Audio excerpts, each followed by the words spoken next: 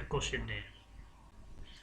তো কোশ্চেন খুব সহজ হয়েছে, যারা ভালোভাবে পড়ালেখা করছে তাদের জন্য অনেক সহজ, যদি সে সঠিকভাবে দিক নির্দেশনা পাই থাকে তো তার জন্য টিকা খুবই সহজ।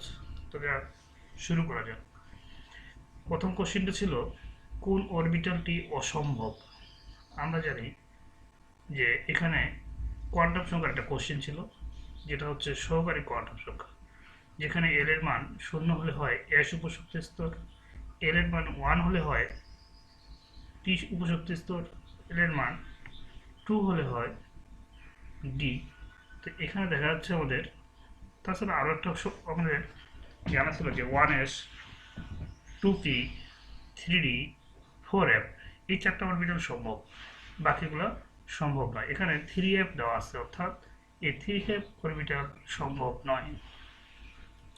2 নম্বর প্রশ্ন বলছে যে একটি মৌলের ইলেকট্রন বিন্যাস যদি এটা হয় তাহলে পর্যায় সারণীতে তার অবস্থান কত হবে। খুব সহজ কোশ্চেন। আমরা এই যে সংখ্যা অর্থাৎ শক্তি স্তরটাকে বলি পর্যায়, আর উপরে ইলেকট্রন সংখ্যাটাকে বলি গ্রুপ।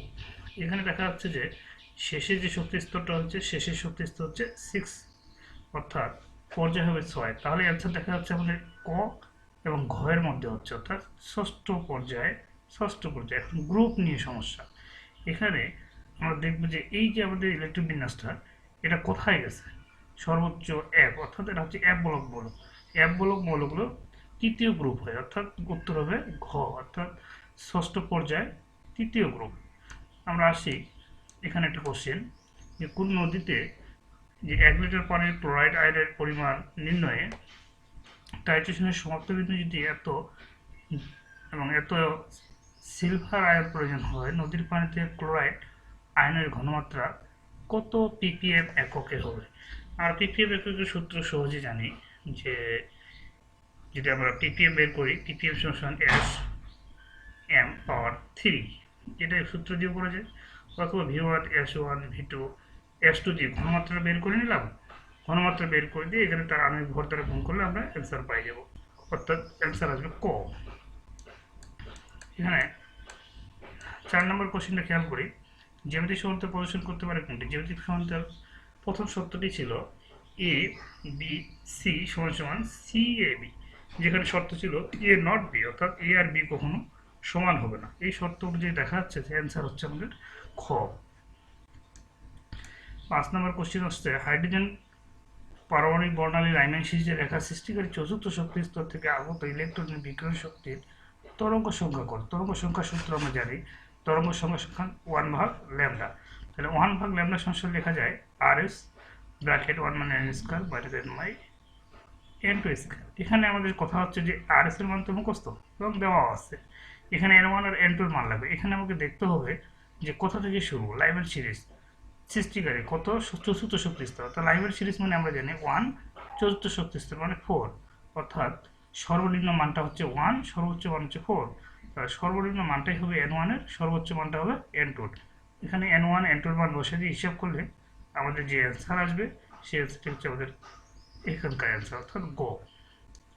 হুন্ডের নীতি, আমরা যদি ইলেকট্রনগুলো সর্বপ্রথম অযুগ্মভাবে প্রবেশ করবে, তারপর যদি ইলেকট্রন থাকে সেটা যুগ্মভাবে প্রবেশ করবে, অর্থাৎ যুগ্মটা প্রথম, তারপর যুগ্ম, অবশিষ্ট ইলেকট্রন যুগ্মভাবে প্রবেশ করবে। এখানে দেখা যাচ্ছে প্রথমে এক্সে দুইটা গেছে, যেটা সম্ভব না হুন্ডের নীতি অনুসারে। খ নম্বরে দেখা যাচ্ছে যে প্রথমে এক্সে যায়নি, ওয়াইতে গেছে, শেষে জেটে আবার দুইটা গেছে, এটা সম্ভব। ঘ নাম্বার প্রথমে 1 গেছে কিন্তু ওয়াইতে দেখা যাচ্ছে দুইটা, জেটে আবার 0, এটাও সম্ভব। অর্থাৎ এক্সে 1 ওয়াই 1 জেড 1, এটা সম্ভব, অর্থাৎ অ্যান্সার হবে কি ঘ অ্যান্সার। আমরা যদি 7 নম্বর কোশ্চেন খেয়াল করি, আয়রন সালফেট স্টিয়ারিক বিক্রিয়া ফেরাস সালফেট হাইড্রোজেনের সমীকরণ অনুযায়ী এত তাপমাত্রা এত চাপে গ্যাসে প্রস্তুত করলে কি পরিমাণ লোহার প্রয়োজন। এখানে ডাব্লু, অর্থাৎ এটা পরিমাণগত রসায়ন থেকে আসছে সূত্রটা, যে ডাব্লু আমরা যদি এনআরটি বসাই, এখানে এন সমান সমান আমরা জানি ডাব্লু ভাগ এম, আবার এন সমান সমান জানি পিভি ভাগ আরটি, অর্থাৎ এখানে মানগুলো বসাই দিলাম, যে ডাব্লু মানটা আসবে প্রায় কাছাকাছি, সেটাই আমাদের অ্যান্সার হবে এখানে। এটা একটা মুখস্থ আইটেম। 8 নম্বর কোশ্চেন, পানিতে দ্রবীভূত অক্সিজেনের ডিও পরিমাণ কমে গেলে নিচের কোনটি ঘটবে। এটা মুখস্থ টাইপ, অর্থাৎ পানির দূষণ মাত্রা ক্রমান্বয়ে বেড়ে যাবে। 9 নম্বর কোশ্চেন আমরা খেয়াল করি, যে স্থির তাপমাত্রায় 30 সেন্টিমিটার চাপে এত সেন্টিমিটার, এখানে যে স্টুডেন্টের সমস্যা হবে সেটা হচ্ছে সেন্টিমিটার মার্কারি আর সেন্টিমিটার কিউব। এখানে অনেকে ধরতে পারবে না যে চাপের কোনটা আর কোনটা আমাদের আয়তন। আমাদের মনে রাখতে হবে চাপের একক হচ্ছে এটা, আয়তনের একক সেন্টিমিটার কিউব। অর্থাৎ V1 V1 V2 V2 V, যেটা আমরা জানি ডাল্টনের আংশিক চাপ সূত্র থেকে আমরা পাই। খুব সহজ ছিল স্যার এখানে। তারপর আমরা খেয়াল করি 10 নম্বর কোশ্চেন, যে 25 ডিগ্রি সেন্টিগ্রেড তাপমাত্রায় এত ঘনমাত্রায় জলীয় দ্রব্যের অ্যাসিটিক অ্যাসিড এত % বিজিত হলে হাইড্রোজেন আয়নের ঘনমাত্রা কত? এখানে বাচ্চার একটু সমস্যা হবে যে অ্যাসিটিক অ্যাসিড, আগে আমাদের বুঝতে হবে অ্যাসিডটা শক্তিশালী না দুর্বল। যেহেতু অ্যাসিটিক অ্যাসিড অর্থাৎ কার্বন সম্মিলিত অ্যাসিড, তার মানে এটা দুর্বল অ্যাসিড। দুর্বল অ্যাসিডের ক্ষেত্রে ঘনমাত্রা হককে আমরা প্রকাশ করি সি দ্বারা, বি এর মাত্রাকে প্রকাশ করি আলফা দ্বারা। হাইড্রোজেন ঘনমাত্রা সমান আলফা সি, হিসাব করে চলে আসবে। কোন আয়নটির আকার সবচেয়ে ছোট? এখানে দেখা যাচ্ছে ফ্লোরিন। ফ্লোরিনের ইলেকট্রন এখানে কিন্তু 10, অক্সিজেন হলো 10, নাইট্রোজেন হলো 10, সোডিয়াম হলো 10। সবার ইলেকট্রন সংখ্যা সমান, কিন্তু এখানে সোডিয়ামের পূর্ণ সংখ্যা 11, তাই আকার সবচেয়ে ছোট হবে সোডিয়াম। 12 নম্বর কোশ্চেন, ব্রোনস্টেড লাউরিন অ্যাসিড কোনটি? আমরা জানি ব্রোনস্টেড এর মধ্যে যৌগ বা যারাই হোক পদার্থ যারা প্রোটন দান করতে পারে তার ব্রোনস্টেড লাউরিন মতো অ্যাসিড। এখানে প্রোটন দান করার মতো একটাই আছে, সেটা হচ্ছে অ্যামোনিয়াম। 13 নম্বর, পজিটিভ সেন্টিগ্রেড কোষ্ঠীর কোষ বিভব কত? তড়িৎ রসায়ন থেকে খুব একটা ইম্পর্টেন্ট কোশ্চেন। যেহেতু এখানে ঘনমাত্রা দেওয়া আছে তাই আমরা নারিশের সমীকরণ দ্বারা করবো। নিকেল আছে, সিলভার আছে। এখানে খেয়াল করতে হবে নিকেল এবং সিলভার দুইটাই কিন্তু আমাদের বিজারণে আছে, কিন্তু আমরা জানি বিজারণ বিভব যার ঋণাত্মক মান বেশি সে অ্যানোড, যার জারণ বিভব যার ধনাত্মক মান বেশি সে হচ্ছে অ্যানোড, আর বিজারণ বিভব যার ঋণাত্মক মান বেশি সেও অ্যানোড। এখানে যেহেতু বিজারণে আছে অর্থাৎ নিকেল হবে অ্যানোড, সিলভার হবে ক্যাথোড। এটা হিসাব করে আমরা মান বসিয়ে দিলে অ্যান্সার পাই যাব। আমরা 14 নম্বর কোশ্চেন যদি দেখি, 14 নম্বর কোশ্চেনে বলছে যে 25 ডিগ্রি সেন্টিগ্রেড তাপমাত্রায়, তো এটা আমাদের আসছে রাসায়নিক পরিবর্তন থেকে, সাম্যদ্রব্য এত হলে এর বিয়োজনে এত এর আংশিক চাপ কত? আংশিক চাপের সূত্র আমরা সহজে জানি, ভরক্রিয়ার সূত্র অনুসারে কেপি সমান উৎপাদ ভাগ বিক্রিয়ক। এটা হচ্ছে উৎপাদ, এটা বিক্রিয়ক। এখানে 2 আছে, এই পাওয়ার হয়ে গেল। এটা আসলে এখানে মান সম্পূর্ণরূপে কেপির মান দেওয়া আছে, কেপির মান বসে দিলাম। এটা খুব সহজ একটা অঙ্ক ছিল। 15 নম্বর, যে কোনো কপার সালফেটের দ্রবণে প্লাটিনাম তড়িৎদ্বারের সাহায্যে 1 ঘন্টা যাবত যদি বিদ্যুৎ চালনা করা হয় কত? যে দেখো এটা কোশ্চেন আমাদের কিন্তু তড়িৎ রসায়ন থেকে আসছে, যেটা আমরা জানি W=ZIT। এখানে আই এর মান দেওয়া আছে আমাদের, এখানে আই এর মান দেওয়া আছে, এখানে টির মান দেওয়া আছে। 1 ঘন্টাকে যদি আমরা সেকেন্ড করি 36 গুণ করবো, আর এখানে এম্পিয়ার বসাই দিব, কতগুলো কপার জমা হবে যেটার মান বের করব। কপার মানে হচ্ছে কি 63.5। খুব সহজ। এখানে Fe এর ঘনমাত্রা এত দ্রব্যের সাথে এত বিক্রিয়া করে এত যোগ করে ফেরাস সালফেট আয়নের একটা আমাদের আইকিউ কোশ্চেন। দ্রাবকতা গুণফল অপেক্ষা বেশি হবে, যেখানে আমরা জানি কেএসপি আর কেপি বের করতে হবে। কেএসপি এবং কেপি আমরা এই পাশে দেখি একটু, কেএসপি কেপি বের করা আছে। যদি যেটা বড় হবে হিসাব করে দেখা যাচ্ছে আমাদের কেআইপি বড় হচ্ছে, কেএসপি ছোট হচ্ছে, অর্থাৎ আয়নিক দ্রাবকতা গুণফল অপেক্ষা কি হচ্ছে? বেশি হচ্ছে। তাহলে দ্রাব্যতার গুণফল অপেক্ষা আয়নিক গুণফলটা বেশি হলে আমরা জানি আবার অর্ধেকে পড়বে। এটা আমাদের 4 মার্কের কোশ্চেন ছিল। 17 নম্বর, এটা কিন্তু একটু চিট করছে। ACl5 অর্থাৎ এটা ছিল আমাদের PCl5, যেটা অনেকেই জানে যে PCl5 এর সংকরণ হচ্ছে sp3d, যেটা আমরা জানি যে ত্রিকোণীয় দ্বিপিরামিড। খুব সহজ ছিল কোশ্চেন। 18 নম্বর, কোন যৌগটির বন্ধন কোণ সবচেয়ে কম? এটা বের করলেও হয় অথবা মুখস্থ। হাইড্রোজেন সালফাইডের বন্ধন কোণ সবচেয়ে কম। আচ্ছা, এখানে আমাদের একটা যৌগ আছে, একক পদ্ধতিতে যৌগটির নামকরণ করতে হবে।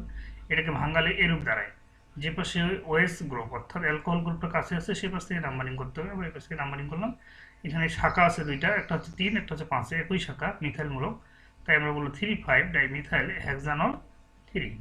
প্রাকৃতিক খাদ্য সংরক্ষণ হিসাবে ব্যবহৃত হয় কোনটি? খুব সহজ, যেটা আমরা জানি সোডিয়াম ক্লোরাইড।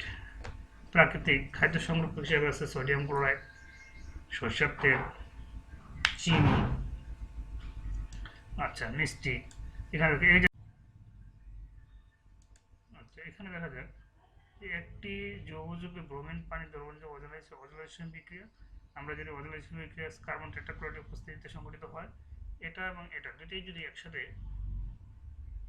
আমরা বিয়োজন করি, আমাদের এই বিক্রিয়াটা সংগঠিত হবে অসম্পৃক্ত যৌগ, অর্থাৎ এখানে কার্বন কার্বন দ্বিবন্ধন আছে, এই সুন্দরভাবে ভাগ করে দিচ্ছে যেটা। এই উপরের অক্সিজেনটা আমাদেরকে জিঙ্কের সাথে বিক্রিয়া করে জিঙ্ক অক্সাইড উৎপন্ন করে। এই পাশে ভাগে থাকতেছে আমাদের প্রোপানল, এই পাশে ভাগে থাকতেছে মিথানল, অর্থাৎ 1 মোল আর 1 মোল। অ্যান্সার হচ্ছে আমাদের ক।